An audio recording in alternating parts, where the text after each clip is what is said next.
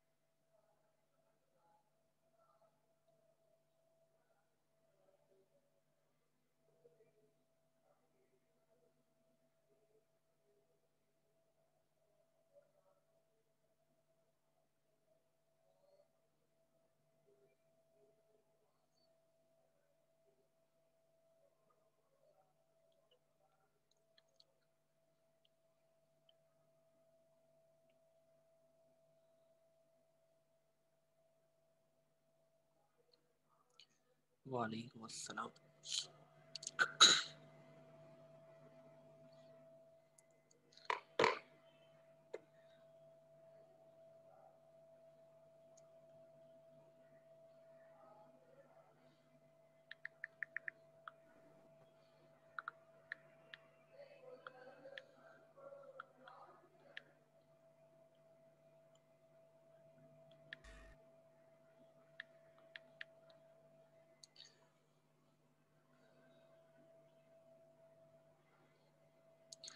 चलिए भाई शुरू करते हैं टॉपिक को। हमारा लास्ट टॉपिक था, थोड़ा सा उसको डिस्कस करते हैं।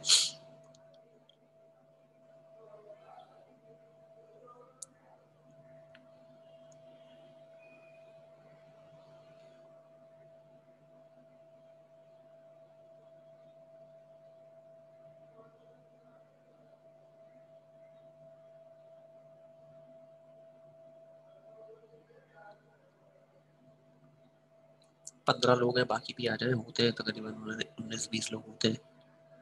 अच्छा हुआ ये कुछ मामला मैं आप लोगों को बताऊं कि मैं आप लोगों को वीडियो सेंड कर रहा था व्हाट्सएप ग्रुप पर, मगर कुछ वीडियो जो है वो 64 MB से ज़्यादा थी, तो इसी वजह से जो है वो हो नहीं सकी अपलोड ना। तो फिर मैंने वही यूट्यूब पर अपलोड करवा दिए। मैंने यूट्यूब पर सारी वीडियोस अपलोड करवा दी है, तो आप लोग जो है वो वहाँ से देख सकते हैं। ठीक है, तो वही हमारा जो SJC के नाम से जो वो चैनल है कैंपस का, मद्रास कैंपस का, उसी पे देखिएगा, क्योंकि और कोई तरीका मिल नहीं रहा था सेंड करने का, तो फिर मैंने यूट्यूब पे अपलोड करवा दी। सर जी अब आपकी फिजिकल क्लास कब होगी सर? बेटा, फिजिकल क्लास आज होनी थी, बट मसला ये हुआ रोड वगैरह बंद है कुछ ना, तो अब वो पहुंचना बड़ा मुश्किल था कोचिंग, तो इसीलिए आज तो हमने वही रख ली ऑनलाइन। अगर आज धरना खत्म हो जाता तो मोस्ट प्रोबेबली कल जो है वो फिजिकल होगी, बट फिर भी बता दिया जाएगा मैसेज करके।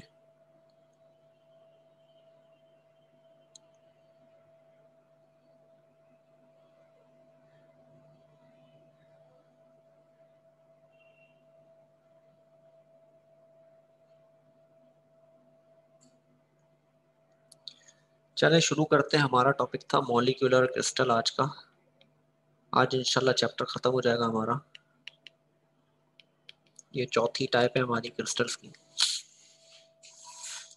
तो मॉलिक्यूलर क्रिस्टल्स हमारे पास क्या होंगे भाई? मॉलिक्यूलर क्रिस्टल्स हमारे पास वो होते हैं जिनके अंदर इंटरमॉलिक्यूलर फोर्सेस मौजूद हो।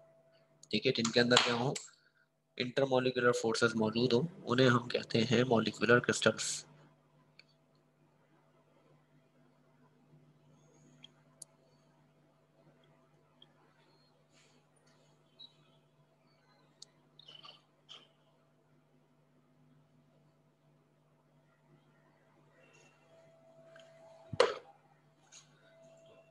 तो सबसे पहले आप मॉलिक्यूलर क्रिस्टल्स की डेफिनेशन लिख ले भाई कि मॉलिक्यूलर क्रिस्टल किसे कहते हैं।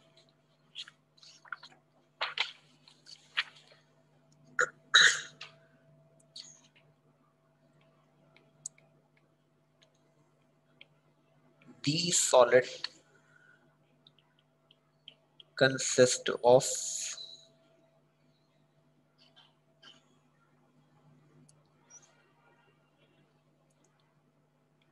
molecules which held together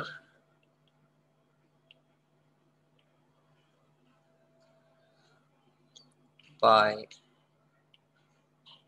weak intermolecular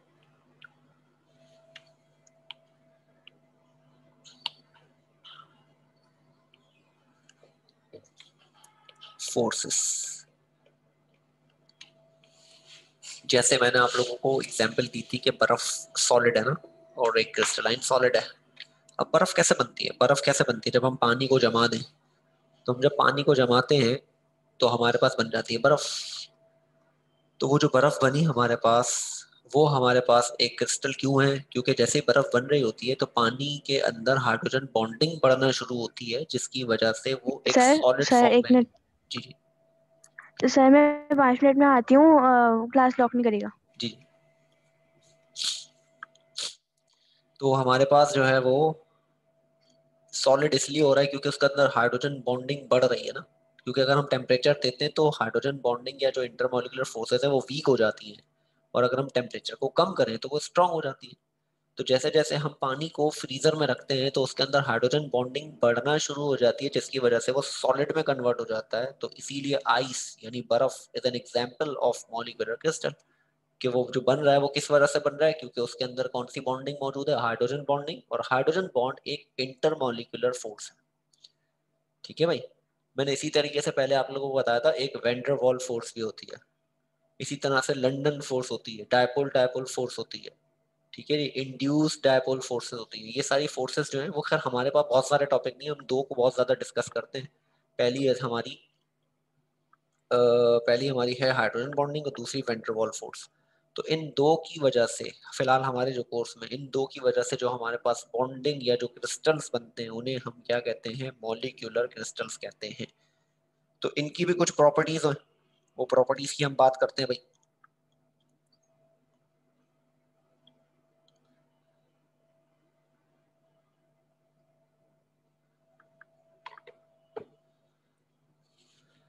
heading बनाते हैं भाई प्रॉपर्टीज की।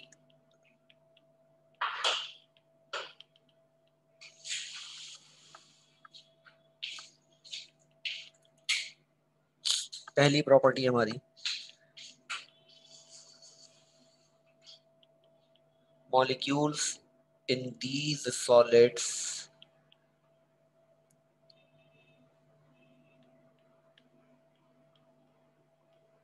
associate through weak intermolecular force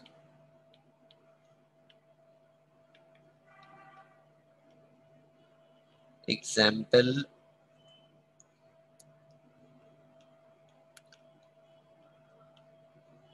hydrogen bond,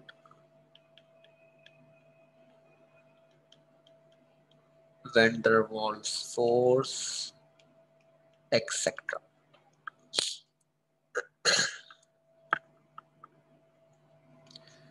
दूसरा,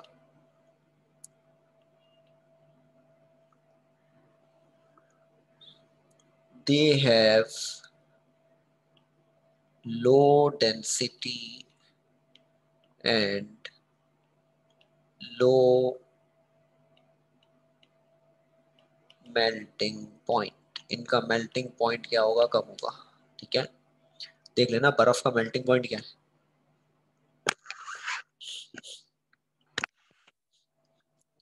बताएं बर्फ का मेल्टिंग पॉइंट क्या है? बर्फ कब मेल्ट होती है?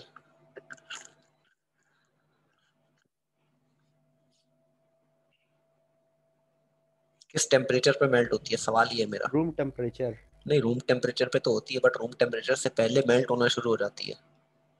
तो उसका एक मेल्टिंग पॉइंट है। तकरीबन 4 डिग्री सेंटीग्रेड पर बर्फ मेल्ट होना शुरू होती है। रमीज ने सही जवाब दिया है, 4 डिग्री सेंटीग्रेड पर बर्फ जो है वो मेल्ट होना शुरू होती है। ठीक है,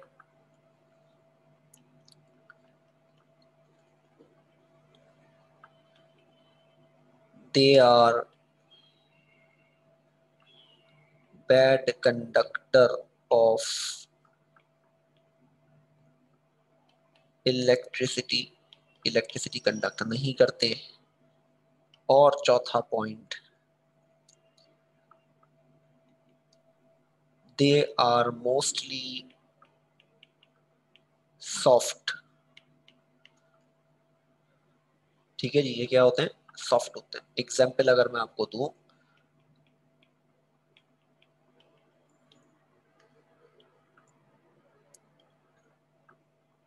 ice, iodine, dry ice, etcetera.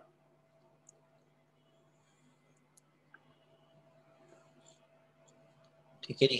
तो आइस यानी बर्फ, आयोडीन I2 को कहते हैं, और I2 तो डायरेक्ट सॉलिड से गैस में कन्वर्ट होता है। और ड्राई आइस जो है वो सॉलिड कार्बन डाइऑक्साइड को कहते हैं।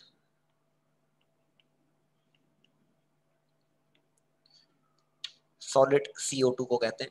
और वो भी हमारे पास डायरेक्ट सॉलिड से कन्वर्ट होती है किसके अंदर? गैस के अंदर। तो यानी इसमें देखें तो इनके अंदर लिक्विड फेस नहीं आ रहा।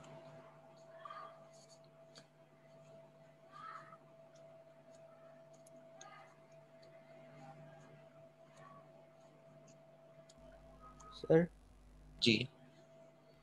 मैंने गूगल पे सर्च किया था, उधर 32 फ़ारेनहाइट और 0 डिग्री पे यानी आइस मेल्ट होना शुरू होती है।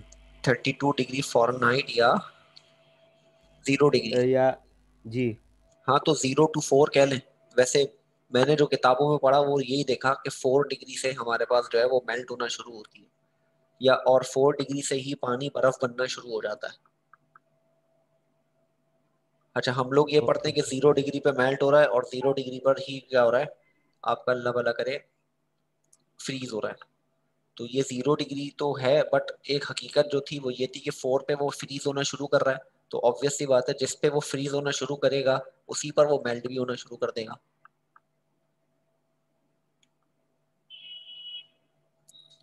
Okay sir. थर्ड पॉइंट क्या लिखा है आपने? कहाँ पर? Third point. थर्ड पॉइंट मैंने लिखा है, they are bad conductor of electricity. Electricity conduct ही नहीं करते। जैसे मेटेलिक कर रहे थे ना, एटॉमिक जो हमने पीछे डिस्कस की, तो वो तो कर रहे थे हमारे पास इलेक्ट्रिसिटी कंडक्ट। ठीक इसी तरह से कोवेलेंट में ग्रेफाइट इलेक्ट्रिकल कंडक्टर था। फिर इसी तरह से आयोनिक के अंदर वो सॉलिड फॉर्म में तो इलेक्ट्रिकल कंडक्टर नहीं थे, मगर वो लिक्विड या एक्वस स्टेट में, यानी मोल्टन या एक्वस स्टेट में कंडक्टर थे। ये किसी सूरत इलेक्ट्रिकल कंडक्टर नहीं होते। अच्छा, एक आपकी नॉलेज के लिए, और हो सकता है इस तरह का कोई MCQs बन जाए कभी, तो हमारे पास अगर कभी कोई पूछ ले कि बताएं कि which of the following intermolecular force is strongest, सबसे ज्यादा, जैसे हम 4 बॉन्ड पढ़ते हैं, आयोनिक, कोवेलेंट, कोऑर्डिनेट, कोवेलेंट और मेटालिक। कौन कौन से पढ़ते हैं? आयोनिक, कोवेलेंट, कोऑर्डिनेट, कोवेलेंट और मेटालिक। ये 4 हैं जो हमारे कौन से बॉन्ड है? Chemical bond. अगर मैं आपसे पूछूं कि इनमें सबसे स्ट्रॉन्ग कौन है, तो आपका जवाब क्या होगा? I think covalent bond sir. क्यों भाई? मेटेलिक। मेटालिक। और कोई? कोऑर्डिनेट। आयोनिक। ठीक है, आयोनिक बॉन्ड जो है ना वो हमारा सबसे स्ट्रॉन्गेस्ट बॉन्ड है। अच्छा जी, क्यों है स्ट्रॉन्गेस्ट बॉन्ड? अगर केमिकल बॉन्ड में देखें तो आयोनिक है। क्यों है भाई? क्योंकि इसके अंदर इलेक्ट्रोस्टैटिक अट्रैक्शन है ना, हम पढ़ते हैं स्ट्रॉन्ग इलेक्ट्रोस्टैटिक फोर्स या स्ट्रॉन्ग इलेक्ट्रोस्टैटिक अट्रैक्शन। तो उसके अंदर एक इलेक्ट्रोस्टैटिक अट्रैक्शन या एक फोर्स है, जिसकी वजह से आयोनिक बॉन्ड जो है वो सबसे ज्यादा हमारे पास क्या है? स्ट्रॉन्ग है। कोवेलेंट स्ट्रॉन्ग इसलिए नहीं है क्योंकि वो म्यूचुअल शेयरिंग कर रहा है, यानी जरूरत पे दे रहा है, जहां जरूरत पूरी हुई वहां लेके चला गया। तो कोवेलेंट बॉन्ड स्ट्रॉन्ग नहीं हुआ। कोऑर्डिनेट कोवेलेंट बॉन्ड की बात करूं तो कोऑर्डिनेट कोवेलेंट बॉन्ड में एक जो है वो अपना पूरा इलेक्ट्रॉन पेयर शेयर कर रहा है दूसरे को, तो वहां पर तो है वो शेयरिंग है। ठीक है भाई। इसी तरह मेटालिक बॉन्ड के अंदर अगर मैं बात करूं तो अपना ही मेटल अपने ही इलेक्ट्रॉन से बॉन्डिंग कर रहा है ना, वहां पे भी एक अट्रैक्शन तो है, but that's not electrostatic attraction, यह स्ट्रॉन्ग नहीं है। तो इसीलिए सबसे स्ट्रॉन्गेस्ट बॉन्ड कौन सा है? आयोनिक, तभी तो आयोनिक कंपाउंड सॉलिड होते हैं। बाकी आप देख रहे हैं ना, कोवेलेंट में मोस्टली गैसेस हैं, ठीक है, इसके अलावा कुछ लिक्विड हैं और फिर बहुत ही कम सॉलिड हैं। इसी तरह कोऑर्डिनेट कोवेलेंट की बात करूंगा तो वहां पर जो है वो तो mixing of coordinate covalent bond बनता ही मिक्सिंग से। इसी तरह मेटेलिक बॉन्ड में मेटल के भी मेल्टिंग पॉइंट ज्यादा होते हैं, but metallic bond ionic bond के बनस्बत जो है वो एक, बट मैं ये नहीं कहूंगा बहुत वीक है, बट एक दूसरे के कंपेटिटर है मेटेलिक और आयोनिक, जिसमें आयोनिक की वैल्यू ज्यादा है। तो हमेशा आयोनिक बॉन्ड जो है वो हमारा क्या होगा? स्ट्रांग होगा, पहली बात। अब मैं आपसे सवाल करूं कि इंटरमॉलिक्यूलर फोर्सेस है हमारे पास कुछ, अच्छा जी, यहाँ मैं हाईलाइट कर रहा हूँ कि स्ट्रॉन्गेस्ट कौन है भाई? आयोनिक स्ट्रॉन्गेस्ट हो गया। इंटरमॉलिक्यूलर फोर्स, इंटरमॉलिक्यूलर में हमारे पास कौन कौन सा बॉन्ड होता है? हाइड्रोजन एक इंटरमॉलिक्यूलर फोर्स है। अच्छा, इसके अलावा वेंडरवॉल ले ले,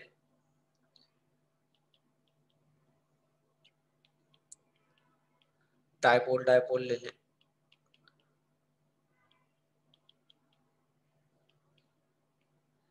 लंदन फोर्स ले ले। अब इन चारों में आपके हिसाब से स्ट्रॉन्गेस्ट कौन होगा?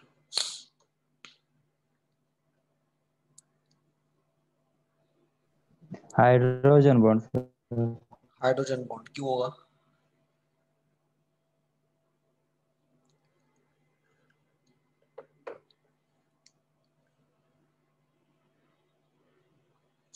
आपने सही जवाब दिया, हाइड्रोजन बॉन्ड। सर क्योंकि आपने ऊपर एग्जांपल में देखा आयनिक बॉन्ड के एग्जांपल में आइस भी दिया है, तो आइस जो है वो हाइड्रोजन बॉन्ड की वजह से बनता है, इस वजह से अगर कुछ हुए तो। नहीं नहीं नहीं नहीं, ये रीजन नहीं है। जैसे आयोनिक बॉन्ड के अंदर हमारे पास अट्रैक्शन हो रही है, उसी तरह हाइड्रोजन बॉन्ड के अंदर भी तो अट्रैक्शन है ना। इलेक्ट्रोनेगेटिव और हाइड्रोजन, यानी इलेक्ट्रोनेगेटिव नेगेटिव, हाइड्रोजन पॉजिटिव, इनके दरमियान एक अट्रैक्शन है। ये अट्रैक्शन स्ट्रॉन्ग है, इसी वजह से हाइड्रोजन बॉन्ड स्ट्रॉन्ग हो गया, ठीक है। तो अगर कोई सवाल करे आपसे कि बताएं which of the following chemical bond is the strongest bond, तो आप क्या जवाब दोगे? भाई आयोनिक। और अगर आपसे कोई कहे कि भाई इंटरमोलिकुलर फोर्सेस में स्ट्रॉन्गेस्ट बॉन्ड कौन सा है, तो आप क्या कहोगे? Hydrogen bond.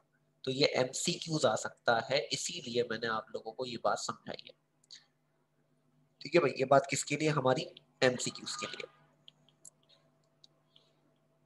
ये हालांकि इस चैप्टर का टॉपिक नहीं है, और अगर जिस चैप्टर हमने बाद में पढ़ना है चैप्टर 4, उसमें ये टॉपिक ही रिड्यूस सिलेबस से निकाल दिया गया, तो इसीलिए मैं यही डिस्कस करता हुआ जा रहा हूँ, ठीक है जी। तो एमसीक्यूज के लिए स्ट्रॉन्गेस्ट बॉन्ड हमारा ये स्ट्रॉन्गर, और ये भी स्ट्रॉन्गर।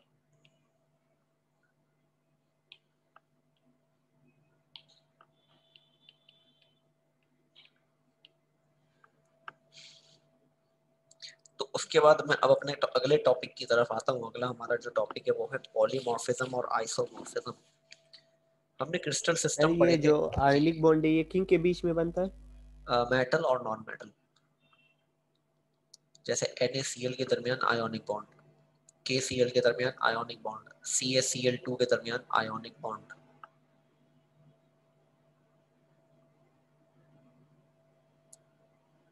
चले एक सवाल करता हूं मैं आप लोगों से, HCl सबको पता होगा क्या होता है? HCl क्या है? हाइड्रोक्लोरिक एसिड, ऐसा ही है ना?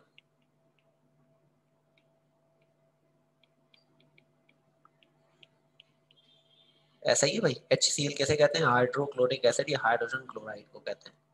बताएं ये लिक्विड है, सॉलिड है कि गैस है? सॉलिड है, लिक्विड है कि गैस है? लिक्विड। लिक्विड। हाँ भाई, और कोई?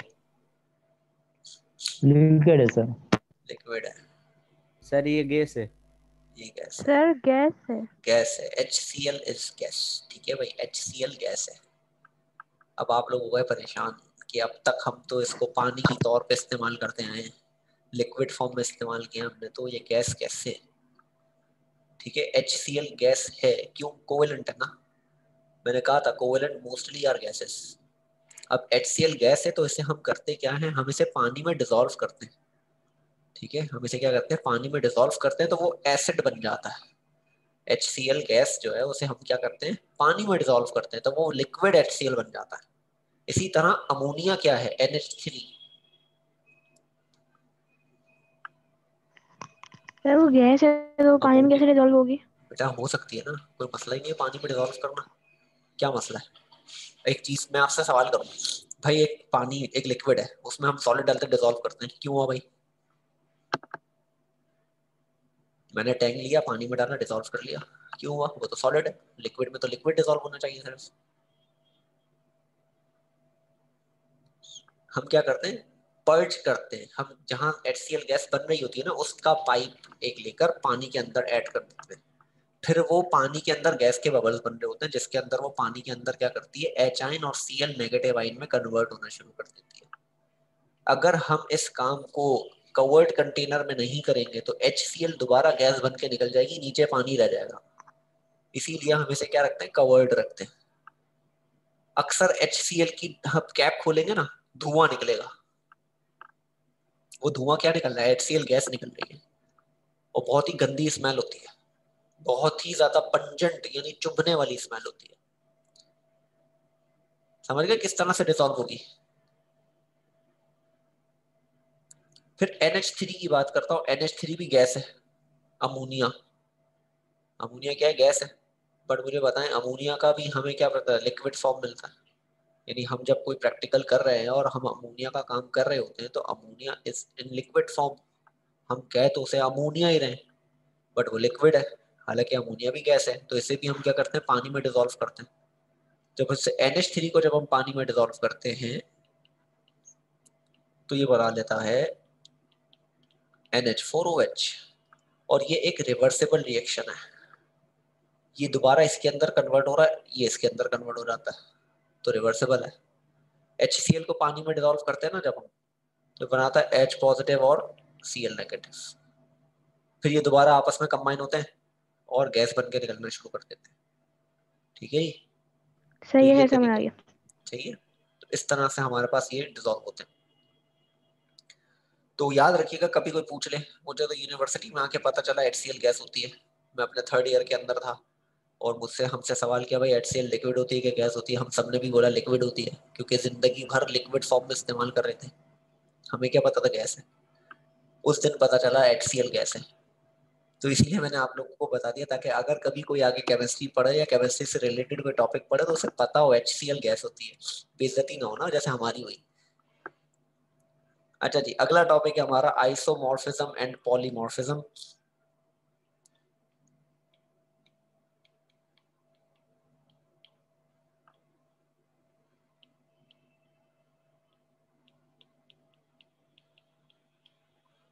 ये लास्ट टॉपिक है हमारा। तो आइसोमॉर्फिज्म और पॉलीमॉर्फिज्म जो वर्ड है वो आया है आइसोमॉर्फस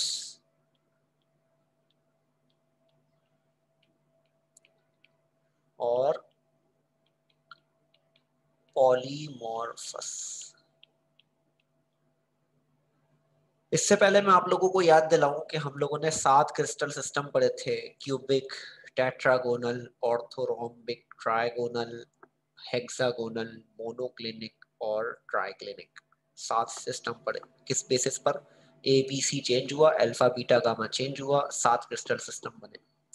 जैसे क्यूबिक था ना, A बराबर है B के, B बराबर है C के, और अल्फा बीटा गामा तीनों 90 थे। फिर टेट्रागोनल के अंदर A B बराबर थे, C डिफरेंट था, और A अल्फा बीटा गामा जो है वो 90 के थे। फिर इसी तरह से A is not equal to B is not equal to C orthorhombic था और तीनों एंगल 90 के थे। मुझे याद हो गए, आपको भी ऐसे ही रटे होने चाहिए। फिर ट्राइगोनल क्या था, ट्राइगोनल की तीनों साइड्स बराबर थी, दो एंगल जो है वो नहीं, तीनों साइड्स बराबर थी और उसके तीनों एंगल 90 से ज्यादा और 120 से कम थे। फिर आया हेक्सागोनल, हेक्सागोनल में जो है वो दो साइड्स बराबर थी, एक साइड डिफरेंट थी और उसका एक एंगल 120 का था, दो 90 के थे। फिर मोनोक्लिनिक और ट्राइक्लिनिक की बात करूं तो तीनों के एंगल, दोनों के एंगल 90 के नहीं थे ट्राइक्लिनिक की तीनों साइड्स बराबर नहीं थी, मोनोक्लिनिक की एक बराबर थी, दो डिफरेंट थी। तो ये मुझे याद हो गए, आपको भी ऐसे ही उंगलियों पे रटे होने चाहिए। वक्त लगेगा बट हो जाएगा। तो हम बात करते हैं आइसोमॉर्फस और पॉलीमॉर्फस, जो बेस ही टोटली उस कहानी पर करता है। आइसो का जो मतलब होता है ना, आइसो का मतलब होता है सेम। ठीक है जी। तो आइसोमॉर्फस उन्हें कहते हैं जिसमें दो सॉल्ट्स हैं या दो सॉलिड हो मगर उनका क्रिस्टल सिस्टम एक हो। दो सॉलिड है, डिफरेंट डिफरेंट सॉलिड है, बट उन दोनों का क्रिस्टल सिस्टम क्या है, एक है। उन्हें हम क्या कहते हैं, आइसोमॉर्फस। जैसे मैं एग्जांपल दूं आपको, NaF सोडियम फ्लोराइड और MgO मैग्नीशियम ऑक्साइड, इन दोनों का सिस्टम क्या है, क्यूबिक। अब दो डिफरेंट सॉल्ट हैं मगर दोनों का क्रिस्टल सिस्टम अगर एक है, उसे हम क्या कहते हैं, आइसोमॉर्फस। और इस फिनोमेना को हम क्या कहते हैं, आइसोमॉर्फिज्म। समझ आई बात? मैंने बहुत खुल के बताई है कि भाई दो क्रिस्टल्स, उन दोनों का सिस्टम अगर एक है, उन दोनों का स्ट्रक्चर अगर एक है, तो उसको हम क्या कहते हैं, आइसोमॉर्फस। और इस फिनोमिना को हम क्या कहते हैं, आइसोमॉर्फिज्म। इसी तरह से पॉलीमॉर्फिज्म की बात करूं तो पॉली मतलब मैनी, मतलब एक से ज्यादा, मोर देन वन। तो पॉली उन्हें कहते हैं। पहले मुझे बताओ आइसो समझ आ गया? नहीं आया तो मैं दोबारा रिपीट कर दूं।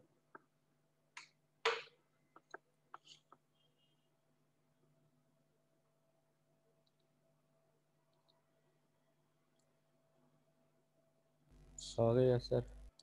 किसी को भी सर कोई समझ कंफ्यूजन में हो तो आ गया सर। चलो मैं आगे चलता हूँ, फिर पॉली पर रिपीट कर दूं। चले भाई सुन लें दोबारा कि भाई हमारे पास दो सॉल्ट है, ठीक है, NaF सोडियम फ्लोराइड और MgO मैग्नीशियम ऑक्साइड। इन दोनों का स्ट्रक्चर सेम है। इन दोनों का स्ट्रक्चर क्या है, सेम है। यानी दोनों क्या है, क्यूबिक स्ट्रक्चर में पाए जाते हैं। इन्हें हम कहते हैं आइसोमॉर्फस। इन्हें हम क्या कहते हैं, आइसोमॉर्फस। और इसको हम जो पढ़ते हैं, इस फिनोमिना को जो हम पढ़ते हैं, उसे हम कहते हैं आइसोमॉर्फिज्म। ठीक है। अब पॉली पे आता हूं। पॉली अब नाम से लग रहा है, आपके हिसाब से अब पॉली क्या होना चाहिए?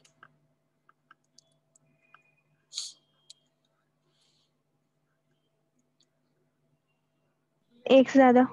किसके मतलब एक से ज्यादा तो है बेटे, मैं मना नहीं कर रहा, एक से ज्यादा है मतलब क्या, बात क्या होनी चाहिए? यानी मेरे पास एक सॉल्ट है, फॉर एग्जांपल मेरे पास है कैल्शियम कार्बोनेट, सही है, क्या है, CaCO3। स्ट्रक्चर डिफरेंट हो हाँ, सबके। CaCO3 एक ही सॉल्ट है, बट ये पाया दो स्ट्रक्चर में जाता है। ये किस किस स्ट्रक्चर में पाया जाता है भाई? ये ट्राइगोनल भी बना लेता है और ये ऑर्थोरोम्बिक भी बना लेता है। यानी एक ही सॉल्ट है बट एक से ज्यादा क्रिस्टल सिस्टम है। यानी एक ही सॉल्ट है और एक से ज्यादा स्ट्रक्चर है। उन्हें हम क्या कहते हैं, पॉलीमॉर्फस। और इस फिनोमिना को क्या कहते हैं, पॉलीमॉर्फिज्म। समझ आ गई बात? तो मैं डेफिनेशन लिखता हूं अब आइसोमॉर्फिज्म की।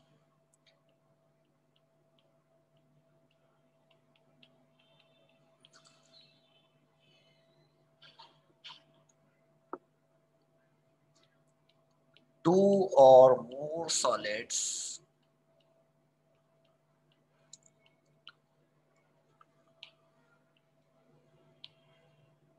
two or more solid substances having the same crystal structure are called isomorphous, and the phenomena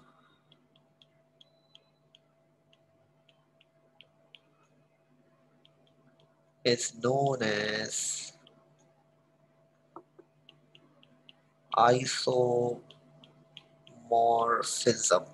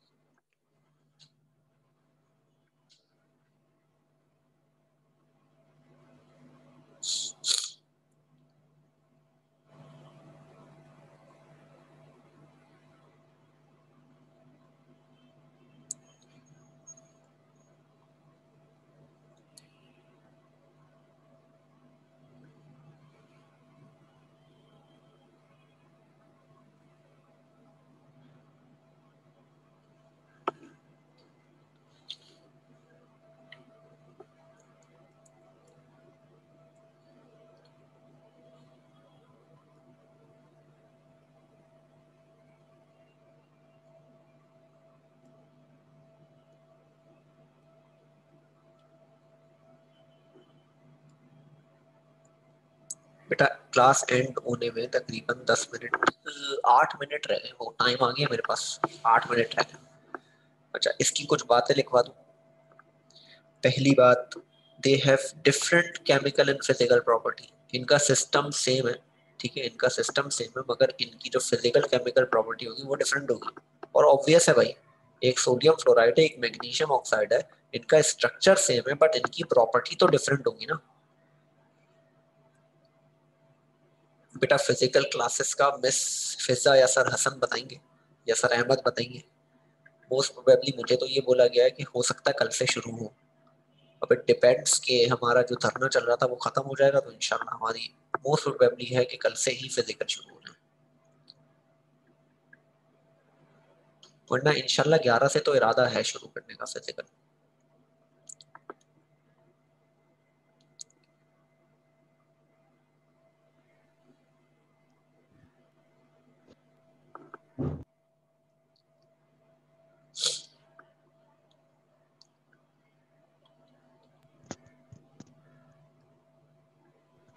नहीं ये टॉपिक तो अभी मुकम्मल कराऊंगा, बाकी इंशाल्लाह कल देखेंगे क्या होगा। मैं ज़रा इसकी एक दो बातें लिखवा दूं। पहली बात कि भाई their physical and chemical properties are different.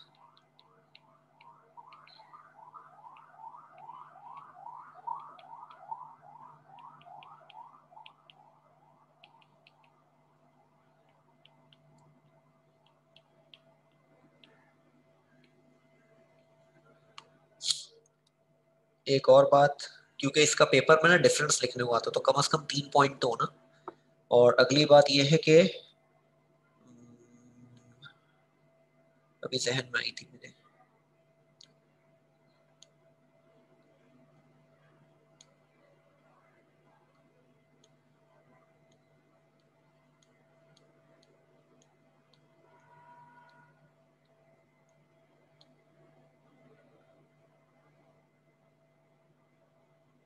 बेटे मैं वही तो कह रहा हूँ, दोबारा सब सुन लें कि अगर कल फिजिकल क्लास होगी तो इन्फॉर्म कर दिया जाएगा, ठीक है। कल फिजिकल क्लास होगी तो इन्फॉर्म कर दिया जाएगा, ठीक है। मैं अभी कुछ नहीं कह सकता क्योंकि it's not depend on me. मैं तो चाहूंगा आज भी, मैं तो आज की भी फिजिकल की कोशिश में था कि आज भी फिजिकल हो, बट वही हालात यानी जो रोड ब्लॉक्स हैं तो उसलिए मेरा पहुंचना भी मुश्किल था और बाकी जो है टीचर वो भी नहीं पहुंच पाते, तो इसी वजह से जो है वो आज ऑनलाइन हुई है।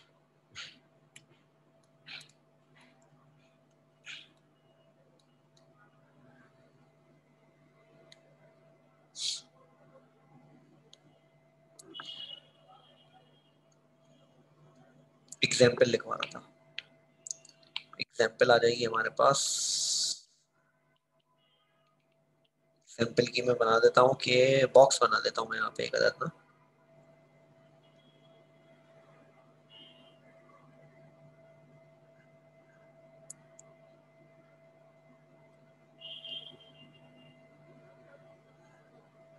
तीन एग्जाम्पल हैं, तीनों आ जाएंगे आराम से यहाँ पे।